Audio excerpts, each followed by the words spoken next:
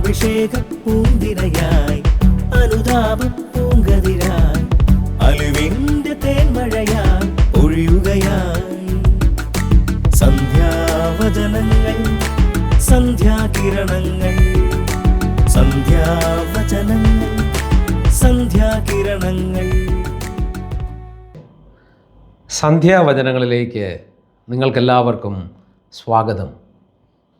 നമ്മുടെ മക്കളുടെ ശിക്ഷണത്തിൽ നമ്മളെല്ലാവരും ശ്രദ്ധിക്കുന്നവരാണ്. മക്കളുടെ ശിക്ഷണത്തിൽ മാതാപിതാക്കൾ ശ്രദ്ധിക്കുമ്പോൾ അവരെ ദൈവിക വഴികളിൽ നടത്താൻ ശ്രദ്ധിക്കുമ്പോൾ പ്രധാനപ്പെട്ട ഒരു കാര്യമുണ്ട്. അത് പുറപ്പാട് പുസ്തകം 17-ാം അധ്യായം 11 തുടങ്ങിയ വചനങ്ങളോട് ചേർത്ത് നമ്മൾ ചിന്തിക്കേണ്ടതാണ്. ശ്രദ്ധിക്കാം ആ വചനങ്ങൾ. മോശ കരങ്ങൾ ഉയർത്തി പിടിച്ചിരുന്നപ്പോഴെല്ലാം ഇസ്രായേൽ വിജയിച്ചു കൊണ്ടിരുന്നു. കരങ്ങൾ താഴ്ത്തിയപ്പോൾ അമലേക്കർക്കായിരുന്നു വിജയം. മോശയുടെ കൈകൾ കുഴഞ്ഞു. അപ്പോൾ അവർ ഒരു കല്ല് നീക്കിയിട്ട് കൊടുത്തു. മോശ അതിന്മേലിരുന്നു. അഹറോനും ഹൂറും അവൻ്റെ കൈകൾ ഉയർത്തിപ്പിടിച്ചുകൊണ്ട് ഇരുവശങ്ങളിലും നിന്നു. സൂര്യാസ്തമയം വരെ അവൻ്റെ കൈകൾ ഉയർന്നു തന്നെ നിന്നു.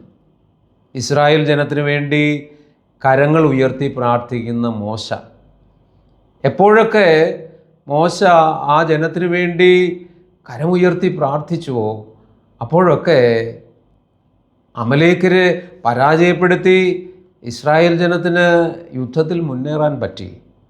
നമ്മുടെ കുടുംബത്തിലെ മക്കളെ നാം ദൈവിക വഴിയിൽ പരിശീലിപ്പിക്കുമ്പോൾ അവർക്ക് വേണ്ടി മറ്റാരെങ്കിലുമൊക്കെ പ്രാർത്ഥിച്ചാൽ പോരാ.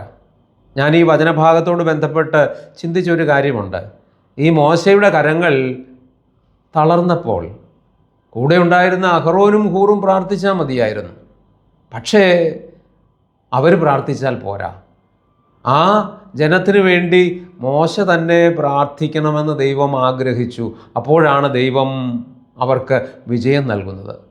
നമ്മുടെ മക്കൾക്ക് വേണ്ടി അനേകർ പ്രാർത്ഥിക്കാൻ അവരോടൊക്കെ നമ്മൾ പറയാറുണ്ട്. പക്ഷേ മക്കളെ ദൈവിക വഴിയിൽ വളർത്താൻ പ്രധാനമായും പ്രാർത്ഥിക്കേണ്ട ആളുകൾ, ദൈവം അവർക്ക് വേണ്ടി അനുഗ്രഹങ്ങൾ ചൊരിയാൻ പ്രധാനമായും പ്രാർത്ഥിക്കേണ്ട ആളുകൾ അവരുടെ മാതാപിതാക്കൾ തന്നെയാണ്. മാതാപിതാക്കൾ അവർക്ക് വേണ്ടി പ്രാർത്ഥിക്കാതെ മറ്റു പലരോടും കുഞ്ഞുങ്ങൾക്ക് വേണ്ടി പ്രാർത്ഥിക്കണമെന്ന് പറഞ്ഞിട്ട് വലിയ കാര്യമില്ല. എന്ന് പറഞ്ഞാൽ ആ പ്രാർത്ഥനകൾ വേണ്ടെന്നല്ല, തീർച്ചയായും വേണം. പക്ഷേ പ്രധാനപ്പെട്ടത് ഈ മാതാപിതാക്കളുടെ മക്കൾക്ക് വേണ്ടി തന്നെയുള്ള പ്രാർത്ഥനയാണ്. ഒരു നിമിഷം നമുക്ക് പ്രാർത്ഥിക്കാം.